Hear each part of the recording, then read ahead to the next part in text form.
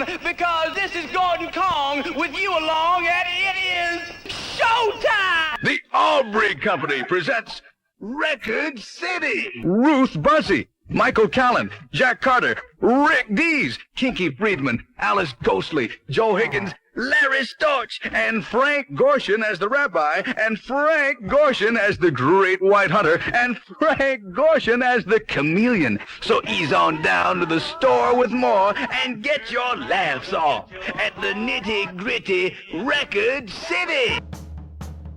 We're not talking about actors. We mean a real monster. I brought her back. She'll live and I'll get her another body. I'm gonna kiss me, but don't let anyone see me like that. Please, doctor, help me! Biologically speaking, it's of primary importance that man should want to mate. Hey, that You don't get all your kicks from surfing, do you? We want to be free to ride our machines without being hassled by the man. And we want to get loaded. You think you're gonna make a slave of the world? I'll see you in hell first! The American International Podcast. Are you ready? Welcome to the American International Podcast. I'm Cheryl Lightfoot. And I'm Jeff Markin. And today we're talking about Record City from 1978. Record City was directed by Dennis Steinmetz, written by Ron Friedman, and produced by James T. Aubrey and Joe Byrne for the Aubrey Company.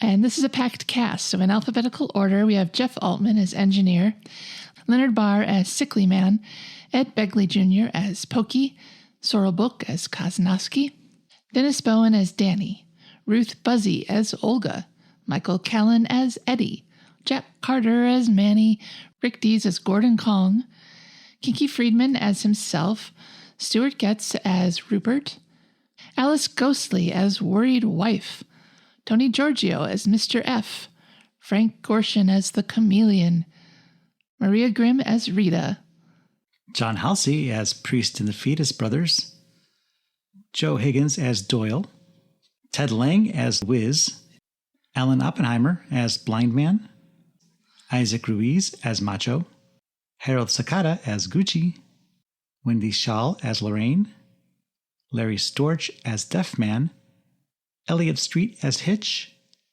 Tim Thomerson as Marty, Susan Tulsky as Goldie, Deborah White as Vivian, Hart Williams as Razzie P. Willie, and Pamela Zinzer as Surfer Girl. Hardly anyone has a name. Now, this movie doesn't have any plot whatsoever. It's just a series of vignettes, but we're going to do our best to describe the action. To get through this one, yeah. It opens on what looks to be a sunny summer day in downtown Los Angeles. People are rocking out, walking down the street, and we're headed towards Record City, home of the hits. Yep, this is a montage of film clips that I discovered on my second watch that is from clips that have yet to happen. Right. They do a little teaser of what's going to happen in the movie. And of course, it makes no sense because it hasn't happened yet.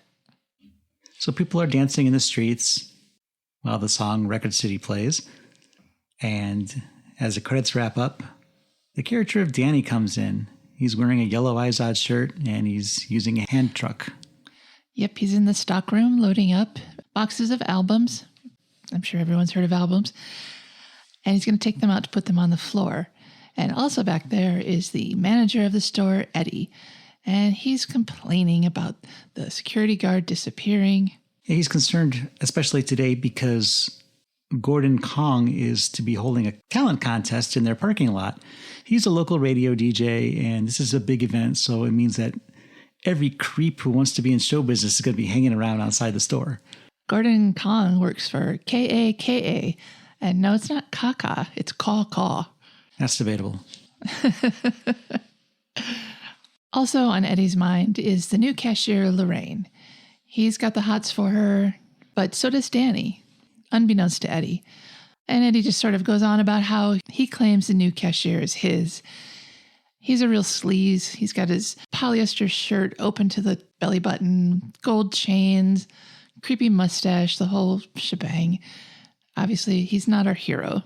And he makes sure that Danny is aware that Lorraine's off limits to him because he has designs on her. This kind of bums Danny out. I think Danny also has designs on her. Up at the front register, Eddie puts his plan into action and starts to hit on Lorraine. And he's immediately shot down, not by Lorraine, but by the other cashier, Rita, who tells him off and flips him the bird with both hands. Again, Eddie is expressing concern that there's no security guard because not only is this contest going on today, but there's been a series of holdups in the neighborhood by a character known as the Chameleon. That sounds like it could be anyone. Outside on the street, there's a lot going on. There's a couple of prostitutes sort of accosting everyone who goes by. We're introduced to a worried wife and sickly man. Sickly man's name is Harold. We never learn the name of worried wife. And they're walking down the street. She says it's a little noisy on this part of the street, but it seems like a fun place. Harold would seem to agree because the hookers on the street have gotten his attention. They get a lot of people's attention. But his wife tells him he mustn't stop. They're not nice girls. They start shaking their hips, which is too much for Harold to take, and he falls to the ground. Danny runs up to see if he's okay, and his wife says, he's fine. This just always happens when he eats Brussels sprouts. While the old man's being resuscitated, another strange character enters the scene. He's a rabbi with an eye patch, dressed up in the full Orthodox Jewish regalia. And he's just scoping out the scene, walking really slow. The prostitutes notice him, and they start talking to them, but there's not a lot of interchange between the three of them. And a wino stops him and says he looks familiar. The rabbi fans the air as if the wino has bad breath and says, Jesus H. Christ. And the wino says, oh, Jesus Christ, that's where I know you. Just not something you'd expect a rabbi to say. So now we're back in the store. Eddie is still hanging all over Lorraine as Tanny and the worried wife and Harold come in. Eddie is letting Lorraine know that he gave her a job because he digs her, and when he digs a woman, he wants her to dig him back. You dig? He tells her about the lunch that she could have had she joined him. Frankly, it doesn't sound that good. It sounds like a lot of food. Really heavy lunch. Clams and steak and he more or less threatens Lorraine's job if she doesn't become more accommodating. Yet he tells Lorraine that she'd better see him in his office soon, before tomorrow night. Then Eddie goes outside to check on the other creeps. Of which there are many. These are the people that Doyle, the security guard, is supposed to be taking care of. But he's MIA right now.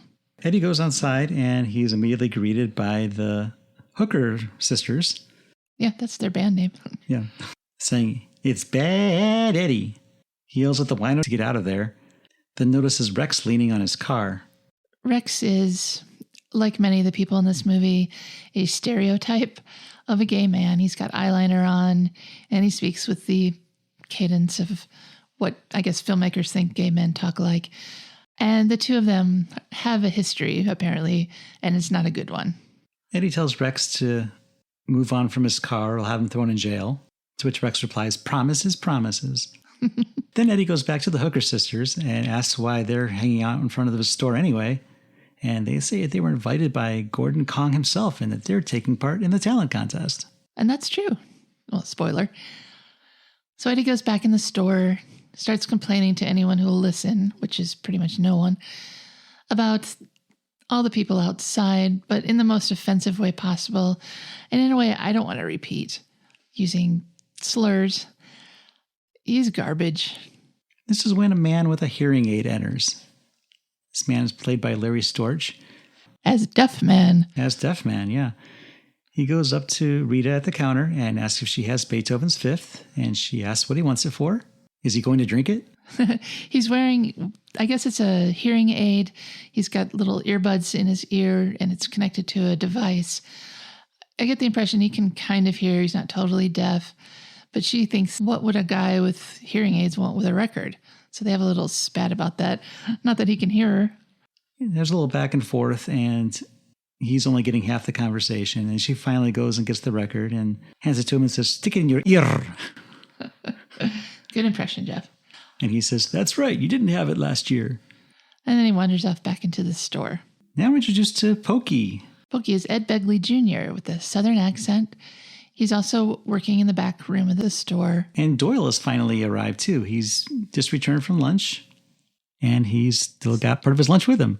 Doyle, the security guard, he's always eating, almost never doing anything productive on the job. Pokey is moving a cardboard stand-up of Gordon Kong, and Doyle asks Pokey if the guy in the gorilla suit is really coming down here, and Pokey says that not only is he coming, but Pokey himself is going to be competing in the talent contest. And Doyle asks Pokey what his talent is. And Pokey says that he plays his head. And that's true. Eddie finally catches up with Doyle to tell him that there's a robber on the loose. And he spoke with the police department. They're going to send over an officer, and he wants Doyle to go to the police station to bring this officer back. Back outside, the character of Macho is introduced. As he heads into the record store, he stops to exchange pleasantries with the Hooker sisters. I think they're just ambassadors for the store. Now, back inside the store, Danny is stocking albums, and he wants to know where to stick tongue. It's just that subtle. And the person who knows the answer is Wiz. Well, he doesn't know the answer immediately. He has to put the information into his Afrotonic computer. That's right. So he does computer sound effects, kind of moves his hat around. I can't even describe it over audio. A little bit of the robot involved. And finally, it clicks into place where tongue goes. And the answer is Tongue is a weird group started by a weird cat named Kinky Friedman. He has a CW group with a bunch of cats known as the Texas Jew Boys. Their main hit and first album was known as I'm Just a Lasso from El Paso. And this is important because Kinky Friedman is part of the cast, as you may remember. And now Rupert enters. I don't know what his deal is. I don't think he works there, but perhaps he does. What do you think, Jeff? I didn't think he works there, but I'm not sure what else he's doing there because he does hang out in the back room a lot, as we'll see. So I don't know what his deal is either. But he's there, and he's talking to Wiz and Danny. I think I should mention that he wears a gray three-piece suit and a blue bow tie. And I was going to mention that he's also a ginger like Danny. This movie is just overrun with kind of homely male gingers. Anyway, Rupert is excited because he found a tape machine out on the dock. And the tape has Eddie's theme on it. Eddie's ballin' theme. It's the music he plays when he's doing what he does in his office, which is basically harassing women sexually. Wiz wonders who the unlucky girl was, and Danny says it's probably the Asian girl from the market across the street because she's always slipping him some extra meat in his sukiyaki. I think we know what that means. So while Eddie's busy hitting on a customer, Wiz puts the cassette tape through the store's audio system and blasts Eddie's theme throughout the store. And I think there's a loudspeaker that plays outside as well because from across the street comes an Asian woman running hellbent for leather towards the store. Eddie hears his tape being played and tries unsuccessfully to get Wiz to stop playing it. Before he can manage that, the Asian woman comes in and starts carping at Eddie, saying, I thought you only played that when we were together. You promised. She assumes he's cheating because that's his ballin' music. And if she's not there, well, who's he ballin'? But Eddie manages to convince her that playing the music was a mistake. It shouldn't have been playing. And while Wiz and Danny laugh it up, Rupert laments that he wishes he were more like Eddie. This totally confounds Wiz because Eddie is a slimeball. But Rupert just wants to be successful with the ladies the way Eddie, for some unknown reason, is. Eddie gets laid a lot, and Rupert's still a virgin. So Wiz decides to help Rupert with his problem. Yep, he aims him straight at Rita. Rupert doesn't know what to say, and Wiz gets out of him that he's interested in taxes. Maybe he's their accountant. No, he's a college student, and that's what he's studying. Oh, okay. Well, like maybe he's just interning as their accountant. So Wiz hits on the bright idea of Rupert sort of sliding in, talking about taxes, and then whipping it around to sex. And believe it or not, that's just what Rupert does. Yep, he goes up to her and she says, "What do you want?" And he says, "Did you know that defined benefits may be used as a pension deduction for corporations under the new tax law?" She's not impressed and says, "So what?" And he says, "So you want to make it with me?" Yeah, how did that not work? It's like bulletproof. She leans in and says, "I don't think so. It wouldn't be so good for your health." And Rupert goes back to Wiz and says, well, first he thanks her because he takes this as her looking out for his best interest. Right. And then Rupert goes back to Wiz and says, it's not going to happen. She's got some health problems. Now, back outside, we see a man in an eye patch and a deerstalker cap and smoking a pipe, skulking around. So Sherlock Holmes is on the scene. And Macho exits with his newly purchased records. He and the Hooker sisters once again exchange pleasantries. They seem to like him, and he seems like a nice guy. He gets into his powder blue Chevy And as he's pulling out a couple of skateboarders, not the 90s skater kind, the 70s kind. Yeah, the California dude kind. One has a blonde mullet and cheesy mustache, and the other one's dark-haired. Yeah, they're probably in their mid-20s, but they look like they're in their late 30s. One of them pounds on Macho's car. Frenchie the car. And Macho is not having it. No, they skate off, and he drives after them. He's driving on the sidewalks. Eddie comes out to yell at him for driving on the sidewalk. Yeah, there's a car waiting in the lot to go out, and that's why Macho can't proceed to the lot and follow the skateboarders. So everyone's yelling at the poor woman in the car, and Eddie's yelling at Macho for driving on the sidewalk. It's a whole mess. As well, all this is going on, they are erecting the stage for the talent contest later that day. The skaters manage to jump over the construction. Macho drives right through it. He takes out the whole center of the stage, and the skateboarders laugh at him, and then he drives away. And at this point, Rex storms into the store. He starts venting to Lorraine about Eddie. Their earlier exchange was humiliating for him, and he's been stewing about it ever since. Yeah, he wants revenge. Lorraine says that Eddie doesn't seem to be too sensitive to other people's feelings. And Rex says that he's seen pay toilets with more humanity. In the men's room, where the employee lockers are, Danny's getting ready to go back on the floor, and he's got KA on the radio, where Gordon Kong is describing the parameters of this talent show. It's going to be live on the radio, and it's going to be basically all night and all the next day. As Danny gets up to go to the store, we see that he has a picture of Lorraine in his locker. How sweet. And back in the main part of the store, the character of Hitch sneaks in. He goes up to Pokey. Boy, is he oily. Asks if anyone's noticed him. I would have. He's covered in grease. Pokey tells Hitch to be quiet because he doesn't want anybody to know that they know each other. But Hitch is excited to show Pokey his gun. He doesn't do it very well, though. So the upshot of this is there's another set of robbers. They're not the Chameleon. They are planning a robbery themselves. And Pokey's sort of got this long con going on where he works there. So he knows what day they'll have the most money available to steal. Pokey tells Hitch that he just heard the manager is bringing in a real cop because of the big-time criminal in the area.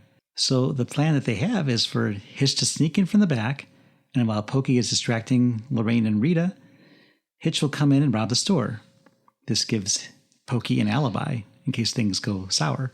So Hitch goes to leave, but he puts his gun in his pants and goes too far. He goes too far, the gun goes too far. The gun goes too far down his pants. He lost the gun. Man, I hate when that happens.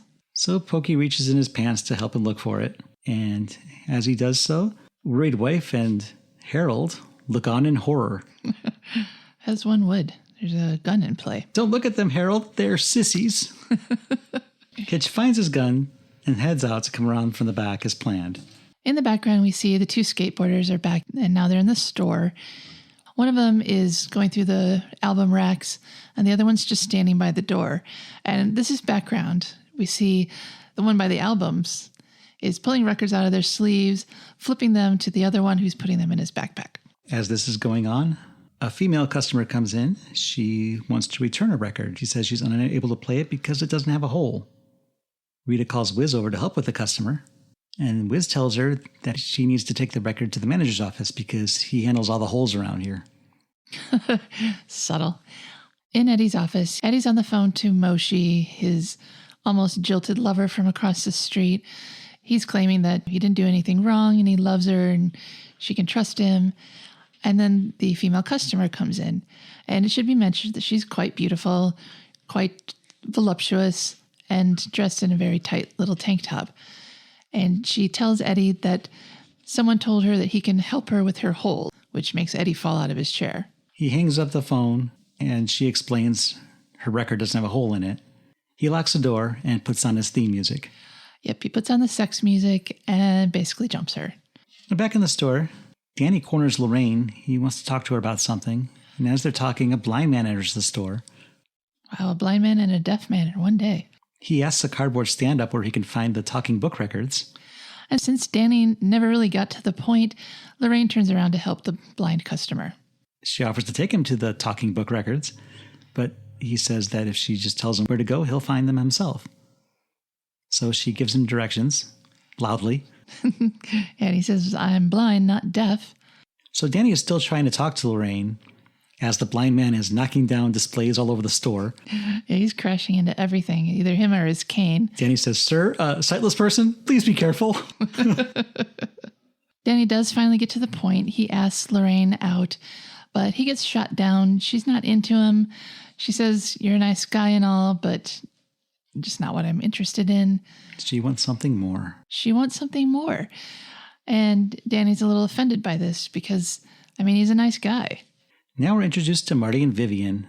How many employees does this record store have? Well, it's the 70s. People couldn't get their music anywhere else. It's a pretty busy store, you have to admit. I don't know how many purchases are being made, but there's a lot of customers. So Marty's a laid-back surfer dude with a surfer boy accent, and Vivian is a hard-ass women's libber. She's a stereotype, but she's gonna make it work for her. She's giving it all she's got. Vivian is accusing Marty of treating women as sex objects. And Marty says that he's not a chauvinist pig. He thinks chicks are women. That's awful big of him. She accuses him of manhandling her body, and he said he'd never, not without her permission. Yeah, Marty's actually a good guy. It's probably my favorite character in this whole movie. Unfortunately, the blind man with his cane manages to goose Vivian when she's bent over, and then he also gets away before he can be. So Vivian turns around, and the only person she sees is Marty, so she knees him in the groin. Yes, this is going to be a recurring gag, I guess, if you think it's funny. So now we go back to the back room, and Hitch is fumbling around. He hears Marty and Vivian arguing, so he hides behind a door. Marty flings open the door, grabs something, and leaves, shutting the door behind him, and then Hitch falls to the ground unconscious after having been slammed by the door. In Eddie's office, he's doing the full court press on this poor customer. He seems to have just about changed her mind about doing it with him. I would have said worn her down. Yeah. Maybe because she's locked in and she doesn't really have a choice and she just wants to get it over with. I don't know. But she complains that it's not very private in the office. He says it's fine. The door's locked. The shades are drawn. Then he throws her down on the table. But in doing so, he also turns on the intercom system. So now his theme is playing everywhere again. Ugh, so clumsy. We see Moshe running from across the street again. And then there's a knock on the door of Eddie's office. When he goes to answer it, though, it's not Moshe, it's Rex. And he's dropped his pants and he's mooning Eddie. That's his revenge. The customer takes advantage of this distraction and pushes past Eddie and leaves, just as Moshe comes in to accuse Eddie of cheating on her. He tries to explain that she was just a customer and she didn't have a hole, but Moshe isn't buying it, and she knees him in the groin. That might have made it worse, actually. Now in the back room, Hitch is regaining consciousness. Rupert comes out of the restroom, flings open the door, hits Hitch with the door. Then Wiz and Marty come through the other door, and Hitch is once again unconscious. You should find a better hiding place. Now we meet the store's cleaning woman, Olga, played by Ruth Buzzi. For some reason, she's not cleaning. She's in the store proper. She's dusting the records. Okay, I guess that's a thing. And she's talking to Rex. Yeah, they're exchanging makeup tips. He's trying to give her a makeover. He doesn't think she needs very much, though. And he's absolutely wrong in that. Olga and Rex are being observed by another strange character. He's dressed as a Arab sheik. He's got a turban. He's wearing an eye patch.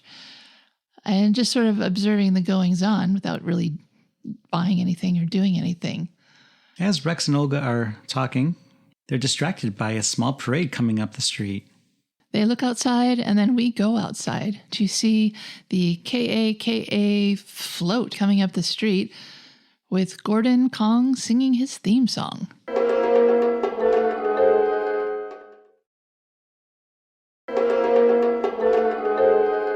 It's Gordon the Gorilla Man Kong singing I'm the Gorilla Man.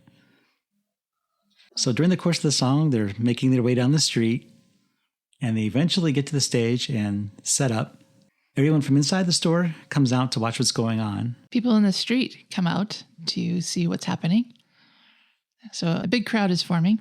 And a man in a pith helmet and an eye patch comes out of a van, and he watches what's happening, but from behind a tree. Right. Could that be the guy who was the Arab sheik? Could he have changed that fast? But I know he had to get dressed in the theme of this float, which is jungle. Again, there's so many offensive things in this movie. There's an African-American man playing bongos. There's 4 black female singers in afros. Why is that offensive? Well, that's not offensive, but the jungle theme is because it's... Well, it's because he's Kong.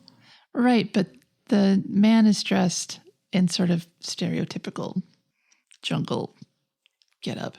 So Kong takes the mic. He babbles on for a while about a lot of unfunny things. Boy, is he not funny. He's mugging. Rick Dees just pulls every face you can imagine. It's horrible. So Hitch is in the restroom, recovering from his bouts of unconsciousness, I guess, when the deaf man comes in, singing Beethoven's Fifth. Ba-ba-ba-bum.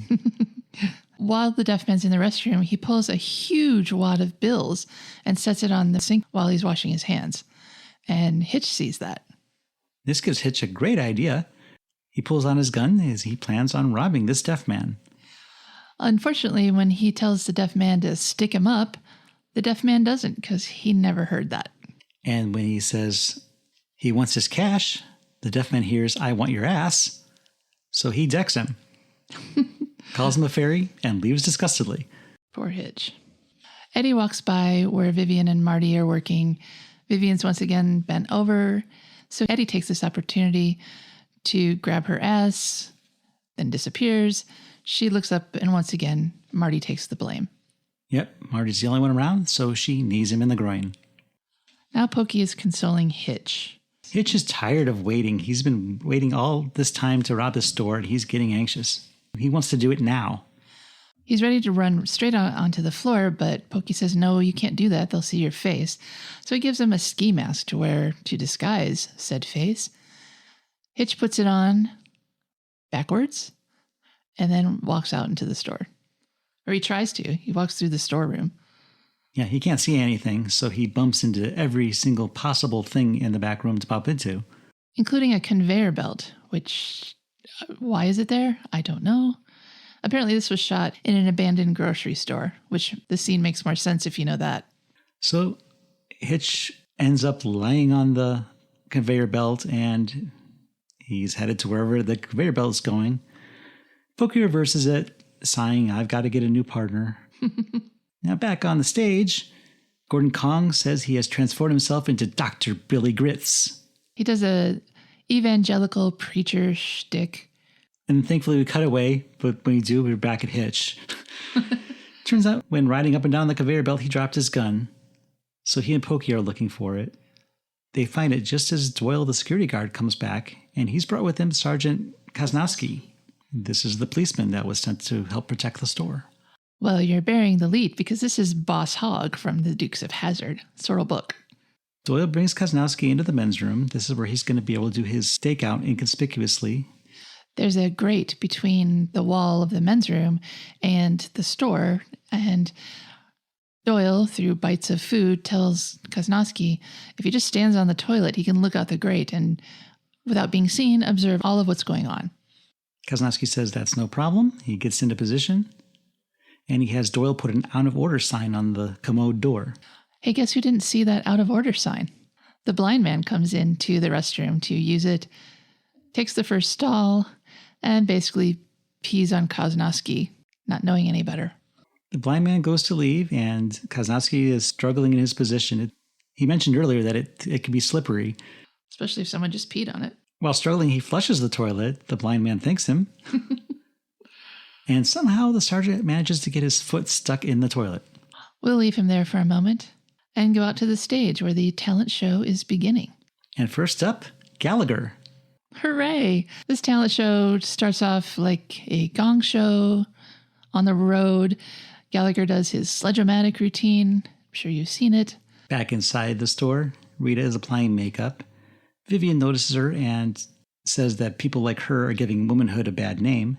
Olga comes up and asks to borrow Rita's lipstick because it's her favorite shade, Persian Love Peach, and Vivian's just totally disgusted by this. Vivian asks Olga if all she wants out of life is to be a sex object like Rita, to which Olga replies, "You bet your ass." Back outside, the Sledge-O-Matic commercial was still going on. Gallagher's still on the stage. And that guy in the pith helmet is looking at the action through binoculars. But he's got an eye patch on, so a telescope probably would have been fine. In the store, Wiz is trying to help Marty. They're bringing out stock. Marty's having problems because he's been kneed in the groin twice today. Wiz is trying to help him. And he and Eddie notice that Marty's limping. Wiz explains that Vivian kneed him in his danger zone. And Eddie gives him some really bad advice on how to score with Vivian. But Marty's really not interested in scoring with the chick who has kneed him in the groin already 2 times today. Rita asks Pokey why he didn't go out with everyone else when Gordon Kong came in. And he gives the excuse that he was trying to psych himself up for the contest because he's going to be performing on his cheeks later. He demonstrates his talent for Rita. Yep, he plays Dixie by flicking on his cheeks. Something like that. I could never do that. And now Wiz demonstrates his talent. He's a dancer. He does a routine, again, making with the sound effects. Everything is like chicka-chicka, chicka-chicka. Ted Lang is no Michael Winslow. He's no Michael Jackson either. His dance routine gets cut short because the boss comes in. Yeah, Manny Greenberg is the owner of the store that Eddie manages. So it's really Manny's office, not Eddie's. And he goes in there, asks Eddie for help because someone's after him.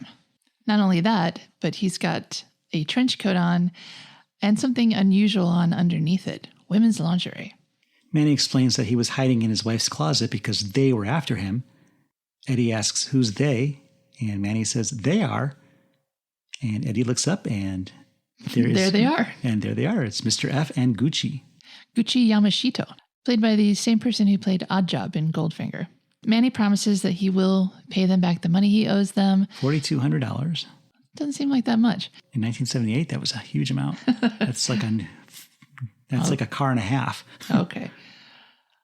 But I mean, for gamblers and that kind of, like a gambling debt, I would expect it to be at least $10,000. But as an object lesson, Gucci starts destroying the things in the office. First, he tears a telephone book in half. Then he chops apart the desk with his hand and then a bookshelf. So after the threats are in place, Mr. F and Gucci leave. Manny makes a call to his wife to let her know the predicament he's in, but she's more concerned about the nightgown he took off while wearing. Now Rex is back, and he's still mooning. This time he moons Manny after he sees the nightgown. He apologizes, saying that it was intended for Eddie. And that he approves of what Manny's wearing. Rupert is spying on Rita as she fixes her stockings in the back room. And Wiz once again tells Rupert to go for it. Rupert walks up to her and says he was getting turned on watching her. And she asked if she gave him hot pants.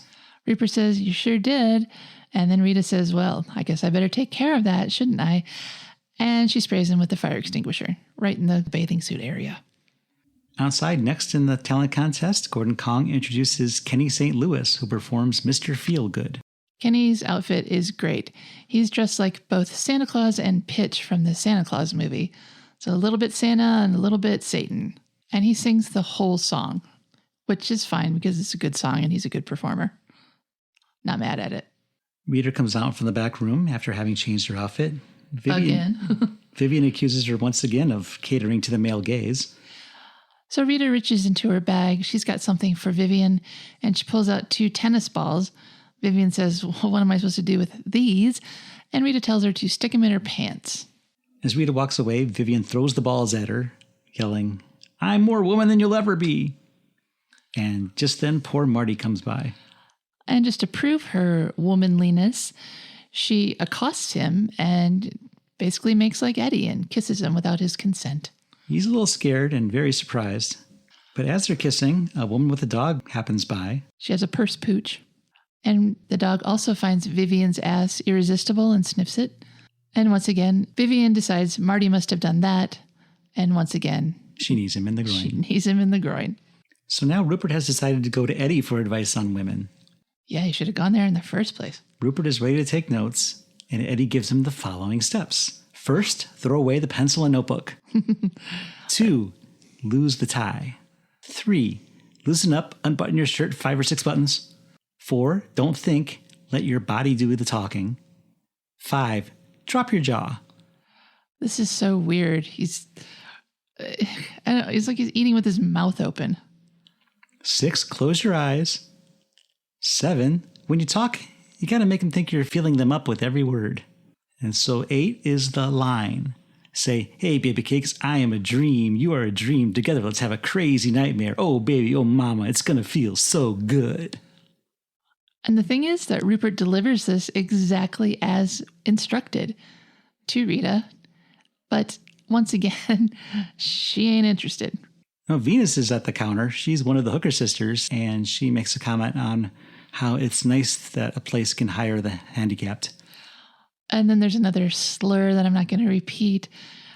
And Rupert's just really discouraged by this not going the way he wanted it to, and he slinks off.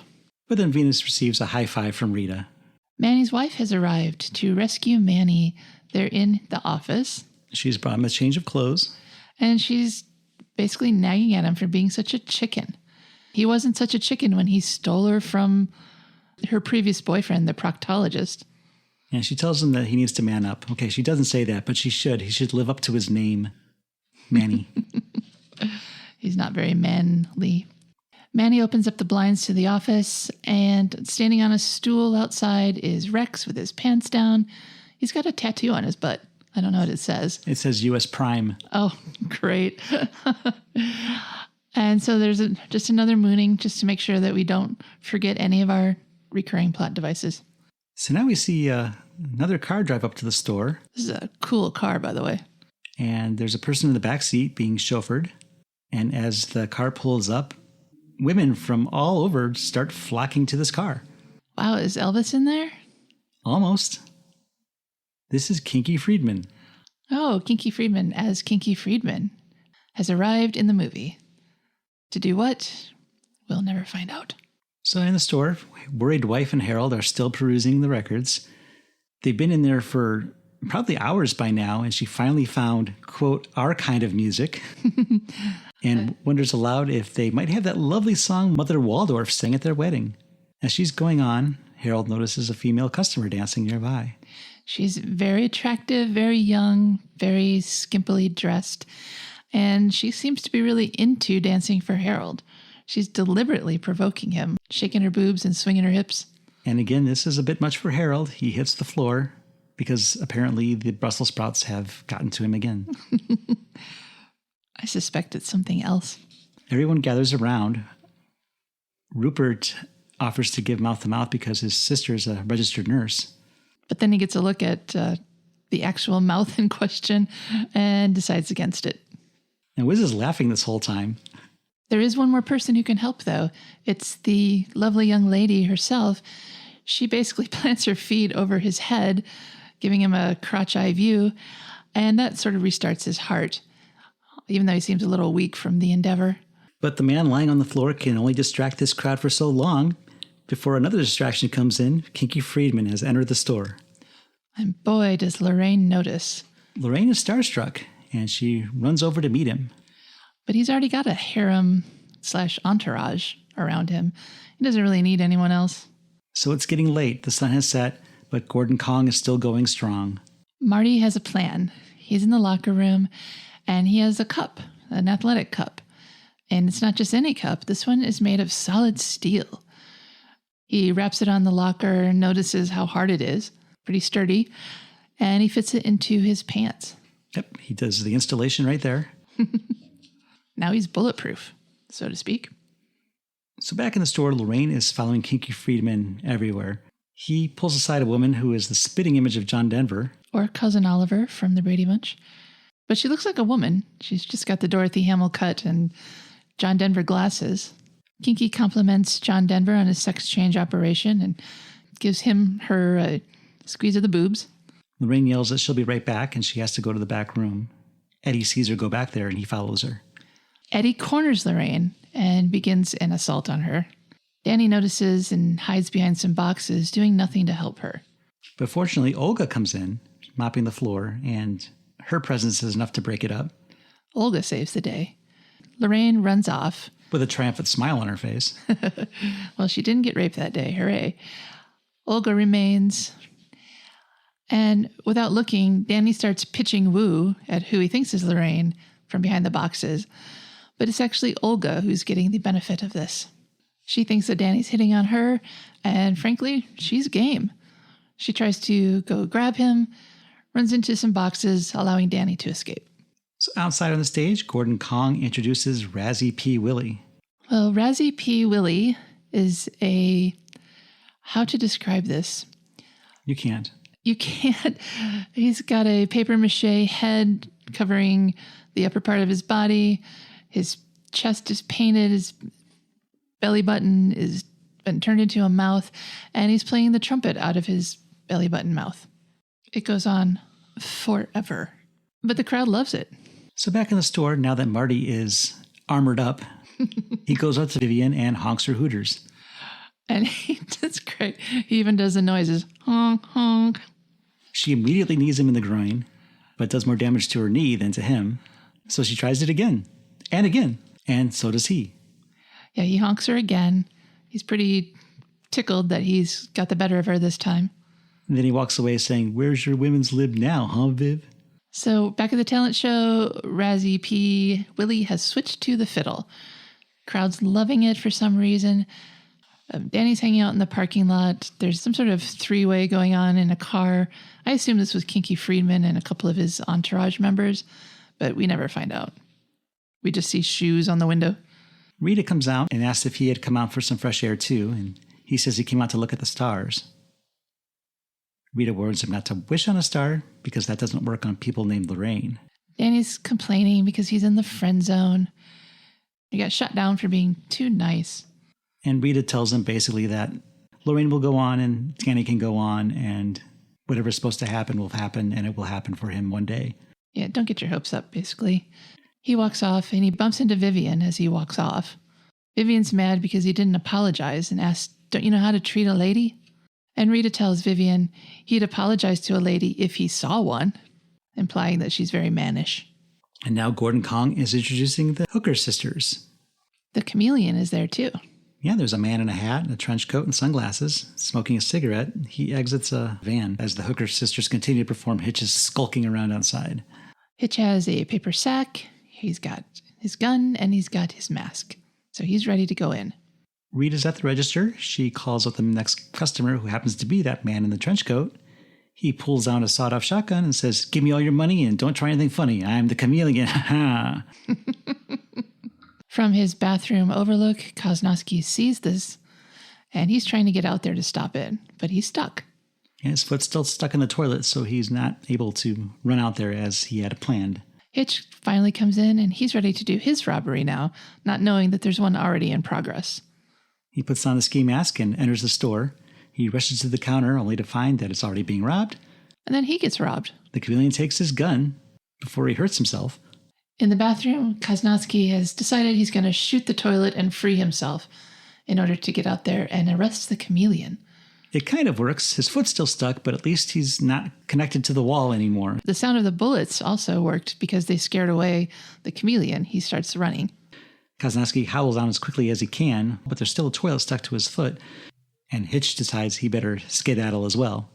Outside, the Hooker sisters finally finish their performance. They're not that bad, but the song is really repetitive. Then Manny and Goldie are still in Eddie's office. Goldie is Manny's wife. Goldie has a salami in her Gucci bag, that's Guchy, and offers some to Manny. And then the real Gucci comes in. He's got another warning. He breaks a lamp, and then Goldie kind of goes on the offensive. With the salami. She tells him to leave Manny alone, and she attacks him with the salami, yeah. It's a big salami. I think she could do some damage with it. And this actually works. Yeah, Gucci retreats, but as he opens the door, he finds Rex in his full moon. But he likes it. Goldie screams and falls back. And Rex and Gucci make plans to go to dinner together. And they walk off arm in arm. Hitch is telling Pokey that the Chameleon stole his gun, but Pokey has another plan. They'll rob the place scientific-like. Pokey is going to go do his talent show performance, and at the end of it, Hitch has 2 jobs. The first one is to cut the wire to the alarm, and the second one is to throw the switch on the breaker, cutting off all the power to the store. And at that point, they're going to do the robbery. Now, Rupert is still trying to get Eddie to help him with the ladies. And Eddie suggests maybe a different hairstyle will help. And why not a wig? They go into the bathroom so Eddie can plug in his hairdryer and give Rupert a blowout. In another part of the store, Kinky is playing guitar on the counter. Lorraine is frustrated that he's not noticing her. And Kinky's guitar is an electric guitar, but he's not plugged in currently. On stage, Pokey is poking his cheeks. I'm really surprised this doesn't end up winning. Inside, Hitch is waiting to do his part. Then he gets an idea to cut the power to the breaker instead of the alarm line. So Hitch starts sawing through the massive cables coming up to the breaker box. So we have a perfect storm at play here. Kinky Friedman has asked Rita to plug in his guitar. Eddie is in the restroom styling Rupert's hair with a hairdryer, just as Olga decides to throw out her mop water right where Hitch is cutting these wires. And before you can say kaboom, everything goes haywire. There's a power surge. Hitch is almost electrocuted. He's stuck there. He can't move. Eddie is electrocuted in the bathroom while he's holding the hairdryer. And poor Kinky gets zapped by his guitar. He feels things he never felt before, and he attributes this to Rita. Yeah, she's right there. So now he's in love. So sparks are flying everywhere, not just in front of Kinky. Eddie's a little lightning-addled by the electric shock he received, and he's just sort of like shaking as he leaves the bathroom. And of course, Hitch is still stuck to the breaker box. But Pokey comes in, tries to help him. Pokey grabs Hitch, and together they're just having a convulsion while they're stuck. Eventually the power goes out, though. Then everyone's released. Nobody's dead, fortunately. And now it's finally morning. What a night. I'll say. Gordon Kong is still going strong. I'll say. Kong points to a group of people who are among the finalists, and you'll be happy to know that Gallagher is included. And Rupert comes excitedly into the store again. He says he was inspired by Kinky Friedman, and he's got something that will make him irresistible to women. And he goes off to the employee locker room for whatever it is. He's going to make that happen. On the stage, the next showcase of talent is a woman who is plucking feathers from her hair while clucking like a chicken to the tune of She'll Be Coming Round the Mountain. Rita is outside watching this performance when Kinky Friedman drives up. In a different cool car this time. He says the shock she gave him awakened something in him and he wants her to marry him. She doesn't want to marry him, though.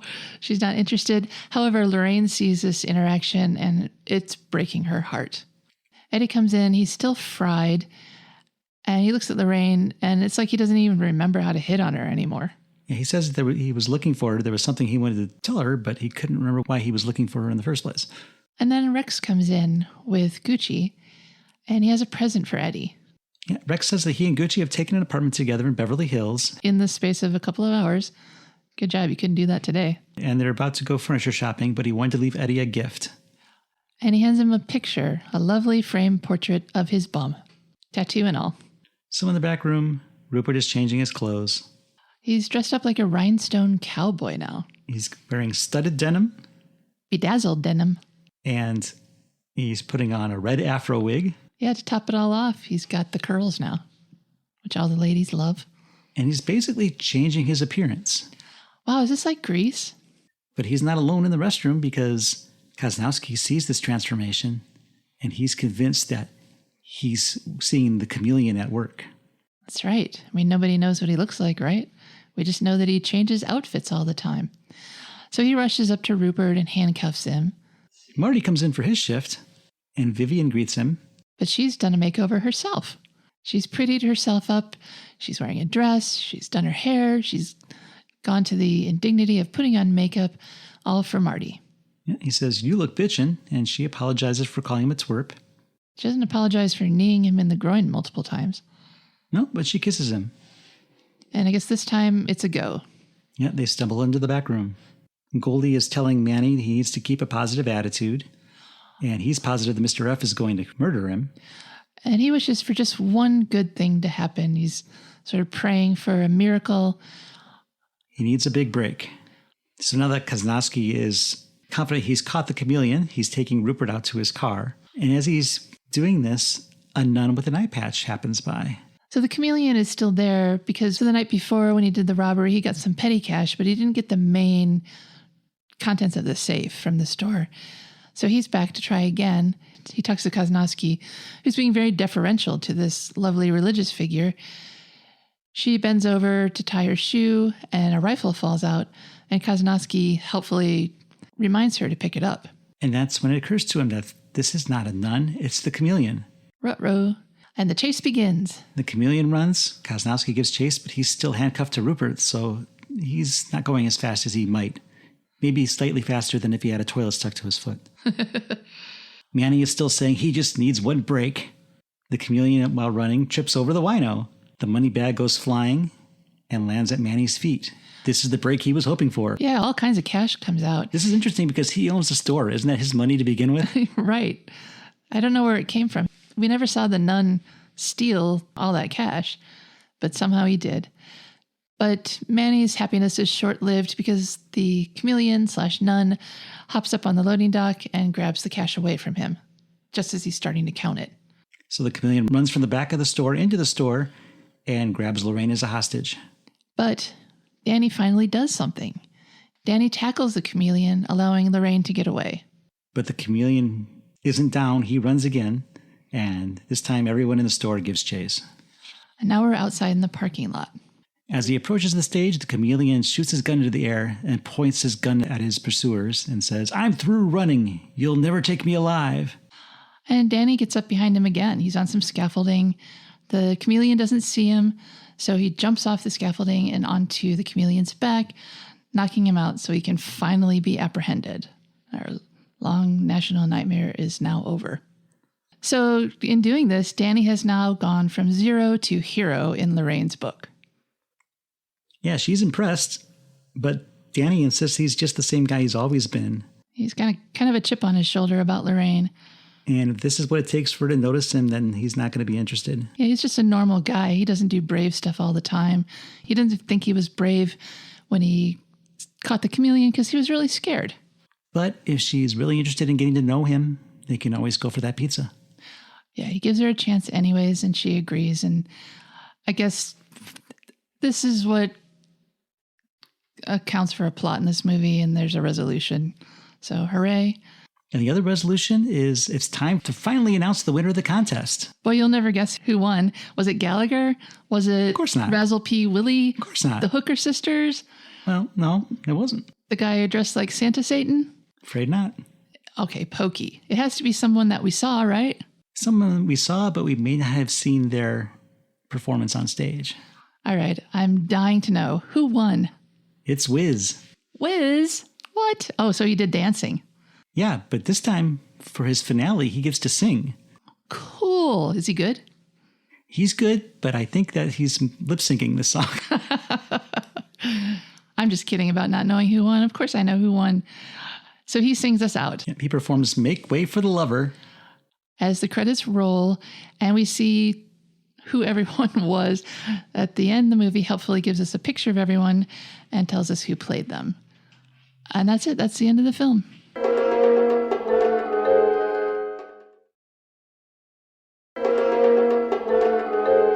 Welcome back to the American International Podcast, where we're talking about Record City from 1978.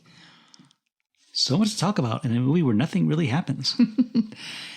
This movie was picked up by AIP for theatrical release. And believe it or not, it wasn't shot on film. It was shot on 2-inch SD videotape, possibly even a lower resolution than that. And it represents one of the earliest attempts to shoot in this format and then transfer it to 35 millimeter prints for distribution. I listened to an interview with Ed Begley where he said it was shot on 3/4 inch tape. And then when the movie finally premiered, people walked out of the screening because they said they could watch TV at home. 3/4 inch tape, 2-inch tape, either way, it's the television format, not a movie format. The tagline for this movie is, "Get your laughs off at the store with more." And this movie has basically the same premise as Empire Records, which I would argue is a much more successful take on this idea. And it's kind of a ripoff of the movie Car Wash, which had much of the same premise, where it's a ordinary situation where a bunch of extraordinary things happen in one day. And a little of the same cast. That's true. Record City was the sole film by TV director Dennis Steinmetz of the notorious The World of Sid and Marty Krofft at the Hollywood Bowl special. We watched that, didn't we? We did. We watched part of it. We watched the Brady Kids. I can see why they call it Notorious. Not everybody who I'm going to mention was actually an important character. So amongst the background players, we have Sylvia Anderson, who was in She-Devil in Chains and Angels Brigade and Dawn, Portrait of a Teenage Runaway. John Halsey was Barry Wham in The Ruddles. PSA star Russell Howard is a skateboarder who also ends up into Andy Sedaris movies. Hard Ticket to Hawaii and Seven. It also features Nadia Dobrev from Ed Wood's Orgy of the Dead, and Alan Oppenheimer, who is the voice of Skeletor, Man-at-Arms, Beastman, Cringer, Inch High, Private Eye, Vanity Smurf, and more.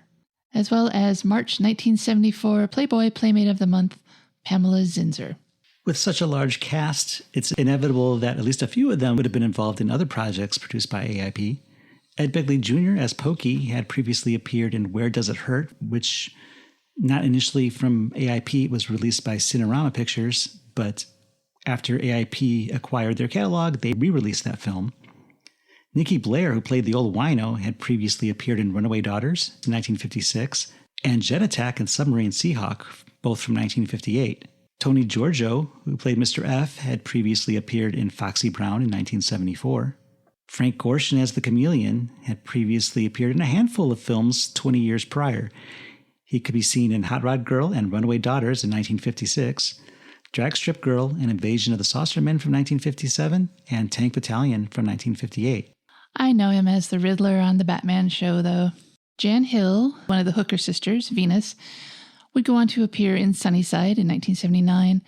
Russell Howell, the skateboard Hulk, would go on to appear as an uncredited skater in Seven, 1979. As we already said. Ted Lang, Wiz, previously appeared in Friday Foster, 1975. Elliot Street, Hitch, previously appeared in The Legend of Machine Gun Kelly, 1974, not to be confused with Machine Gun Kelly. And Susan Tulsky, Goldie, would go on to appear in Love at First Bite, 1979, and How to Beat the High Cost of Living from 1980. So again, from the Ed Begley interview that I listened to, he was on Gilbert Gottfried's amazing Colossal podcast. The movie was shot in Eagle Rock, California, in an abandoned storefront on Colorado Boulevard. And Ed remembers kind of drinking his way through this movie. One particular incident involved him standing around as the lights were being set up and not knowing that he was being observed by the camera operators in the booth, director, etc. He started saying stuff in a Swedish accent, denigrating the production. There's some words I can't say. He starts basically cursing out the movie, saying bad things about the movie, called Jim Aubrey, the producer, a moron, and said, "Get me the F out of here." And then Jim Aubrey came up behind him to help him get to his mark, and he was really angry.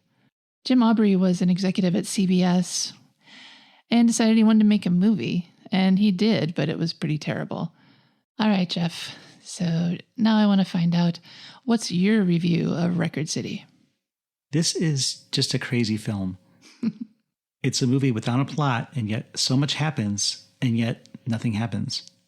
I think there's a lot of wasted opportunities. In particular would be the casting of Frank Gorshin. This is a man who's known for his impressions, and they don't utilize that at all. They just have him changing his outfits. And I think it's a disservice to him and a disappointment to anybody watching the film. He's one of the bigger stars in the movie, if not the biggest. And this movie is very much a product of its time. There's a lot in it that could be considered offensive today. Could be. You may not want to watch this movie if you're blind, deaf, homosexual, a woman, a man. There may be things in this film that are triggering to these groups. A human? But it's also very much a drive-in movie. I don't know if this played on drive-ins at the time, but it seems like it would have been very much at home. It's kind of an odd duck, I think, in the AIP catalog. It feels like something that we would have seen from Crown International Pictures rather than AIP. This movie is about 90 minutes in length, and with nothing happening and yet everything happening, it's never boring. It goes really quickly. And a lot of what does happen happens so fast that you might find yourself getting whiplash just watching it. characters you forgot about come back 10 minutes later, and apparently they've been standing there the whole time. You just didn't notice them. So this movie is what I would call a movie and definitely not art. It's there to entertain. It's there to offend. And I think it's a pleasant enough way to spend 90 minutes using our AIP scale, where A is awesome, I is intermediate, and P is pathetic. I'm going to give it an intermediate I. What about you, Cheryl? Well, when I was thinking about the good points and the bad points in this movie, I imagined it like an album. So on the A side of this album are the hits, the pluses for this movie. It does go really fast. There are some very fun aspects to it. The first time I watched it, I came away feeling positively about it because it's so silly. There's no chance to get bogged down in a boring storyline because we're on to the next one seconds later. And the characters are all gross stereotypes, but in a way that's, for the most part, pretty fun. The movie doesn't really have a star, so you can kind of just enjoy everyone's storyline. It doesn't spend too much time with anyone. So you're just carried along on this pleasant wave of reasonably good music, kind of fun action, and what I guess you could say is a satisfying conclusion to a movie with virtually no plot. So that's the good points of this movie. On the flip side, on the B side, I guess, as it were, are the reasons not to like this movie. Yes, it is pretty offensive, as often as it possibly can be. And I guess it depends on how you take those kinds of artifacts from a bygone era. I just tried to laugh them off while still recognizing that this movie would be a lot better if they weren't there. And the characters aren't terribly compelling. I don't really care what happens to them, which for a popcorn movie, that's fine. Who cares? I don't know. It's like if Animal House was a really bad movie, I guess, with terrible acting and a stupid plot. It's still fun, but you know it could be better. And then probably the biggest hit against this movie is Rick Dees, who is just a god-awful annoyance throughout the course of the movie. His mugging at the camera, his stupid faces, his dumb voices. Oh, I wish they had anybody else, a no-name somebody to play the DJ. It's like if Wolfman Jack was half gorilla and half idiot, is basically his character. And it's just really, really a low point of this movie. And that's why I think it's an I, just like you did. There's a good side and a bad side to the movie, and they just cancel each other out. We knew Rick Dees as a DJ. He had a novelty hit called Disco Duck in 1976 and a song called Discorilla in 1977. Is that a coincidence? I don't know. But I feel like anyone who liked his novelty songs, had they seen this movie, they would have been turned off him for the rest of time. He's just that annoying. And so with that, we're closing another episode of the American International Podcast. We've come to the end of the record. I'm Cheryl Lightfoot. And I'm Jeff Markin. And until next time, we'll meet you at the drive-in. Follow the American International Podcast on Instagram, Twitter, and Letterboxd at AIP_pod and on Facebook at facebook.com/American International Podcast. The American International Podcast is produced and edited by Jeff Markin. A man whose mind is distorted by hatred. And Cheryl Lightfoot. A girl hungry for too many things.